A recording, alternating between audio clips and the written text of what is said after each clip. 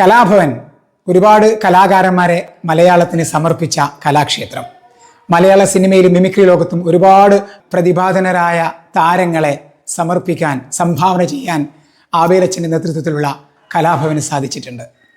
ജീവിതത്തിൽ വളരാൻ ആഗ്രഹിക്കുന്ന ആളുകൾ, ഒരു കഴിവിനെ പുഷ്ടിപ്പെടുത്താൻ ആഗ്രഹിക്കുന്ന ആളുകൾ തീർച്ചയായിട്ടും അവർക്ക് വേണ്ട ഉത്തമമായ ഒരു പ്ലാറ്റ്ഫോമിനെ, ഒരു സ്പേസിനെ കണ്ടെത്തുക എന്നത് വളരെ പ്രധാനമാണ്.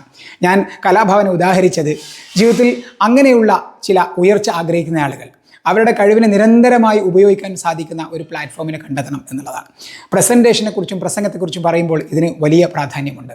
നിങ്ങൾ പ്രസംഗിച്ച് തെളിയാൻ ആഗ്രഹിക്കുന്നുണ്ടെങ്കിൽ, പ്രസൻറ്റേഷൻ നടത്തി തെളിയാൻ ആഗ്രഹിക്കുന്നുണ്ടെങ്കിൽ, അതിനുതകുന്ന, നിങ്ങളെ കേൾക്കാൻ സാധ്യമാകുന്ന, നിങ്ങൾ പറയുന്നതിനെ മനസ്സിലാക്കാൻ സാധിക്കുന്ന, നിങ്ങൾക്ക് വേണ്ട പ്രോത്സാഹനം നൽകുന്ന ഉത്തമമായ ഒരു പ്ലാറ്റ്ഫോമിനെ കണ്ടെത്താൻ പരിശ്രമിക്കണം.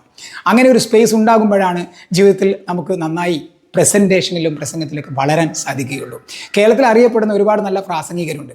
അവരൊന്നും ഒരു സുപ്രഭാതത്തിൽ ഉണ്ടായവരല്ല.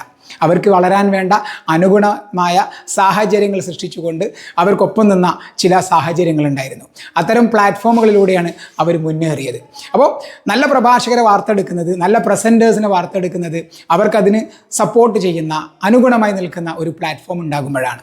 എത്ര നല്ല ചെടിയായാലും ശരി, അതിന് വളക്കൂറുള്ള നല്ല അനുകൂലമായ കാലാവസ്ഥ സാഹചര്യം ഇല്ലെങ്കിൽ അതിന് വളരാൻ സാധിക്കില്ല. അതുപോലെ തന്നെയാണ് പ്രതിഭയുള്ള, കഴിവുള്ള വ്യക്തികളും.